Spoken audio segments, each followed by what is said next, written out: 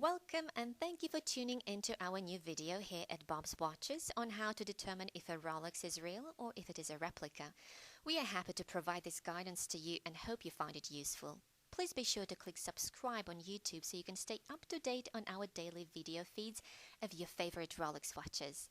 Today we just wanted to go over one of the most common questions we get here at Bob's Watches, and that question is, how do I know if my Rolex is real or not? Well, there are a number of things to look for. First on the list is the weight. An easy way for us to tell, and it may be because we have been doing this for a number of years, is the weight of a fake Rolex is very light compared to the one of the authentic Rolex. If you are holding a Rolex and it just feels lighter than it looks, or if you happen to have a genuine Rolex that you could compare it to, and you notice one is significantly less in weight, then that would be your first indication that you could have a fake Rolex on your hands. The second, easiest way to tell without even seeing the watch is, of course, the price. If someone offers you a Rolex for $50, it's most likely not going to be real. In addition to these practical ways, your third option is to simply examine the second hand and its movement. This hand should move in a smooth, sweeping motion rather than a tick, tick, tick motion. The fakes are definitely getting better and better, which is why we strongly encourage Rolex buyers to choose a reputable reseller like Bob's. We do not recommend Craigslist on eBay, as these are not the best option for the average buyer.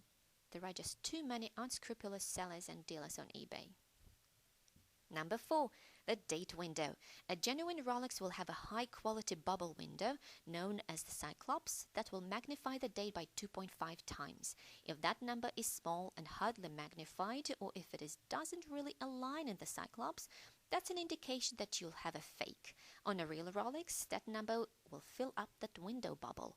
This step is more for the trained eye, which is why we always suggest, if you're going to buy a pre-owned Rolex, choose a reputable dealer that is trustworthy, has good reviews, and preferably is a member of the Better Business Bureau.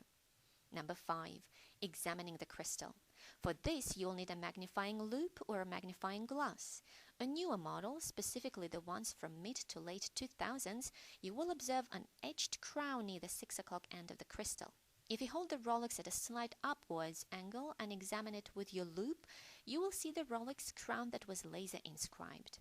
This is a possible indication that you may have a genuine Rolex, but some of the better fakes today have that crown as well, so be careful. The real inscribed crowns are top quality, which are designed to be very difficult to see, but once detected, they are very clear and precise. Number 6, finding the model number and serial number. If you are feeling adventurous and want to attempt to take off the band, a good way to tell if you have a real Rolex would be to take off the bracelet and examine the engraved numbers on the case between the lugs. Click on our Sell Rolex button at bobswatches.com for the video on how to do this. These numbers should be clearly engraved and not etched. They should also not be crooked or misaligned. The model engraved at the 12 o'clock side indicates exactly which model you have. The serial number engraved on the 6 o'clock side will allow you to determine the age or manufacture year of your watch. The newer Rolex models, 2010 or newer, are completely random, so you would have to examine other things. If your serial number begins with a letter, then it is 1987 or newer. If it is all numbers, then it is prior to 1987. Again, some of the better fakes will have numbers, so be careful here as well.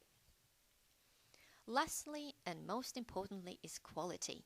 Rolex makes extremely high-quality watches using the finest material, labor, and craftsmanship so that every detail is perfect, from the lettering on the dial to the links on the bracelet and to the buckle that holds the bracelet together.